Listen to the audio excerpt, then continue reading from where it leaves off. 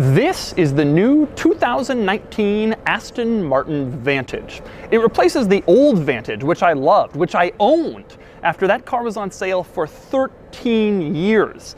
This is now the latest and greatest Aston Martin, and today I'm going to show you around it.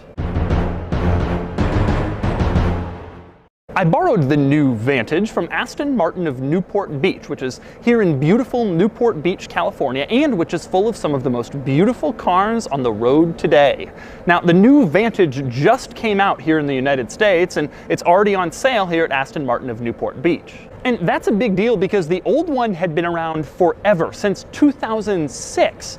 Over the years, Aston Martin updated it, and they facelifted it, and they painted it with weird colors, and they put a V12 in it, and blah, blah, blah, but now they've finally replaced it. This is the replacement, and it's striking. The 2019 Vantage uses a 503 horsepower twin-turbo V8, borrowed from Mercedes AMG. It's the same engine in all of the new AMG 63 cars, and the same engine from the Mercedes AMG GT. Now, the Vantage starts around $150,000, making it the entry-level Aston Martin, although this one is equipped to around $185,000 with options. Right now, it's only offered with an 8-speed automatic, although a manual is reportedly on the way. So today I'm going to take you on a tour of the new Vantage, and I'm going to show you all of the quirks and features of Aston Martin's latest thrilling sports car. Then I'm going to get it out on the road and drive it, and then I'm going to give it a Doug score. And for more of my thoughts on the Vantage, click the link below to visit autotrader.com/oversteer, where I've also compiled a list of my 5 all-time favorite Aston Martin models.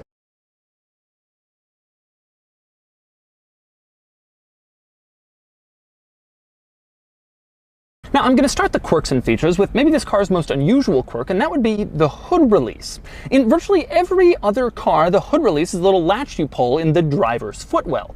In this car, the hood release is a little latch you pull in the passenger footwell. That's because Aston Martin is British, and in Britain they drive on the right, and so the hood release goes in the right side footwell for the British market. And when they converted this car to left-hand drive for all the left-hand drive markets, they didn't bother to move the hood release over. Now, once you get under the hood, you will find your Mercedes AMG twin-turbo V8 from the AMG GTS, over 500 horsepower under here.